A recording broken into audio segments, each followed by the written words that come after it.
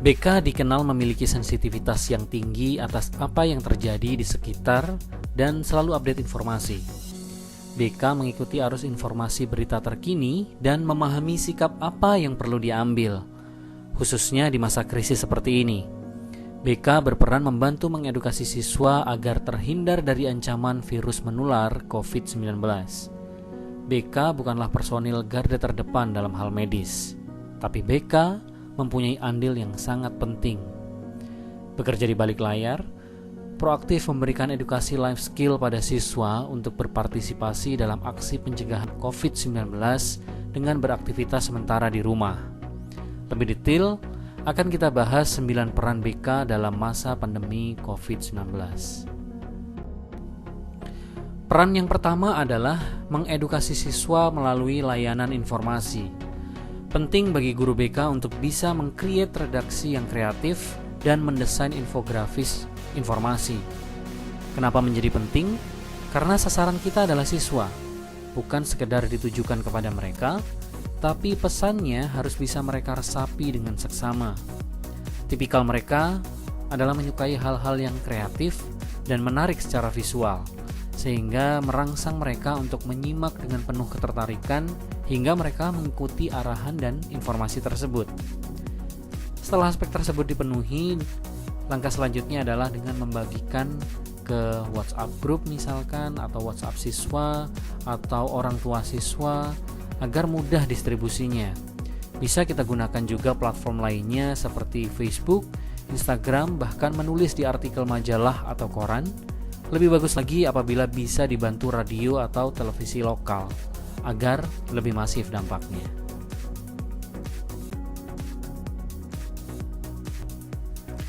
Kedua, membantu siswa membuat panduan regulasi diri. Menurut Bandura, regulasi diri merupakan kemampuan individu untuk mempertahankan komitmennya terhadap suatu tujuan selama periode waktu tertentu, khususnya pada saat tidak adanya insentif yang berasal dari luar diri. Adler ikut mengungkapkan bahwa manusia mempunyai kekuatan kreatif untuk mengontrol kehidupan dirinya, bertanggung jawab mengenai tujuan finalnya, menentukan cara memperjuangkan mencapai tujuannya, dan berkontribusi terhadap pengembangan minat sosialnya. Bimbing siswa untuk bisa mengobservasi perilaku efektif mencegah penularan COVID-19-nya, kemudian evaluasi apa yang sudah dikerjakan dengan harapan yang diinginkan, kemudian beri penilaian terhadap hasilnya. Ketiga, berikan layanan konseling online. Layanan yang mutlak dilakukan oleh guru bimbingan dan konseling ketika ada yang membutuhkan bantuan untuk menemukan jalan keluar lepas dari masalahnya. Umumnya secara konvensional kita harus bertatap muka. Namun di kondisi darurat seperti ini, kita diharapkan mulai terbiasa memberikan layanan konseling secara online atau lebih dikenal dengan cyber counseling. Pastikan calon konseli mengetahui dan bisa menggunakan platform online yang akan digunakan dalam proses konseling. Bagaimana mekanismenya? Simak di video cyber counseling di video recon sebelumnya. Keempat, membantu mengembangkan life skill di masa krisis. Hari ini kita harus lebih analitis memfilter keterampilan apa yang dibutuhkan dalam kondisi krisis.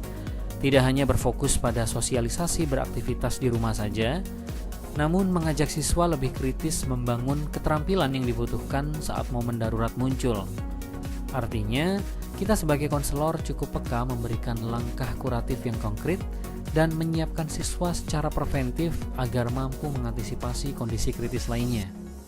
Apa saja ragam keterampilannya?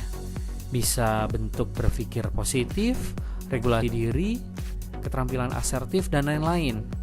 Secara detail nanti akan Rubicon bahas di video selanjutnya. Pastikan kamu menyimak juga ya. Yang kelima, memotivasi memiliki mental hygiene atau sehat mental. Memahami betul psikologi siswa saat krisis seperti ini tentu menjadi tanggung jawab guru BK juga. Secara fisik saat ini memang tidak berkumpul bersama di sekolah, namun kita perlu memberikan motivasi selama mereka di rumah. Sehat mental adalah isu penting bagi siswa agar tetap bisa berpikir jernih menjalani hari-harinya, sadar dan mantap dalam membuat keputusan, dan terhindar dari rasa cemas yang berlebihan. Motivasi bisa dari kreasi sendiri berupa audio relaksasi dari guru BK, membuat potongan film pendek temanya sehat mental, kemudian membuat flyer sehat mental, dan membuat video motivasi bagi siswa untuk tetap ceria. Yang keenam, berkolaborasi dengan instansi, ahli atau influencer yang terkait dengan situasi krisis COVID-19. Kolaborasi ini sangat diperlukan di saat krisis seperti ini. Konselor bisa banyak menampung informasi terkait perkembangan virus sekaligus pencegahan yang relevan dari para ahli. Selain itu, kolaborasi ini juga mengajak para ahli ataupun influencer agar mau membantu mengedukasi siswa terkait COVID-19 ini. Siswa akan merasa senang dengan proses yang dinamis karena melibatkan eksternal sebagai edukator ataupun influencer. Mulai kontak dengan lembaga yang sekiranya relevan dan dibutuhkan saat ini. Oh ya, bisa juga yang sifatnya entertainment agar siswa merasa bergairah.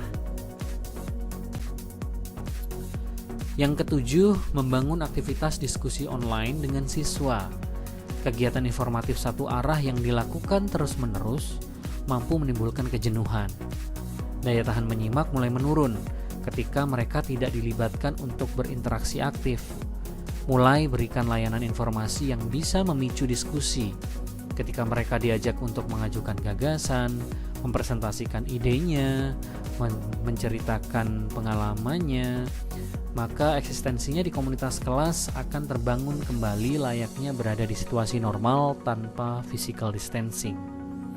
Memberi ruang bagi mereka merupakan kunci membina hubungan yang baik dengan mereka dan mengisi hari-harinya agar tetap produktif. Kedelapan, membuat kuis dan game interaktif. Hari ini memang kita dituntut untuk selalu menjadi kreatif. Dan tantangan ataupun permainan adalah zona di mana anak-anak tumbuh dan berkembang. Cocok ya? Jadi kuis interaktif bisa jadi salah satu alternatif bagi BK memberikan layanan bimbingannya pada siswa. Siswa harus memutar otak dengan penuh rasa penasaran yang tinggi, membuat belajar menjadi tidak terasa. Berikan kuis berupa pertanyaan-pertanyaan, tebak kata, make a match dalam cooperative learning, dan sebagainya. Sama halnya dengan game yang bisa dilakukan dengan kegiatan individual maupun berkelompok. Misalkan dengan membuat TikTok anti panik dari COVID, mengikuti lomba senam stay at home dari Kemenpora, dan lain sebagainya. Pastikan sesuai dengan kondisi di masing-masing daerah. Kesembilan, mengajak siswa merumuskan target masa depannya kembali. Momen ini bisa dimanfaatkan juga dengan kembali merumuskan apa yang menjadi tujuan hidup siswa, baik jangka pendek hingga jangka panjang.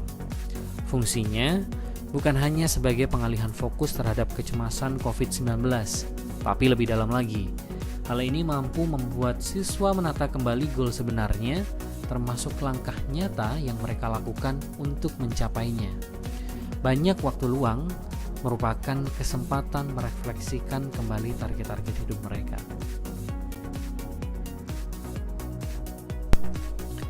Ketidakmampuan menyesuaikan diri dengan lingkungan membuat siswa rentan terhadap berbagai risiko munculnya masalah psikologis. Sudah sepatutnya kita hadir bukan sebagai formalitas dinas saja, tetapi hadir sebagai bentuk kepedulian membantu siswa tetap sehat mental dan membantu siswa mandiri mengantisipasi kondisi kritis dengan lebih baik. Semoga bermanfaat. Salam Rubicon, salam BK mengudara. Terima kasih.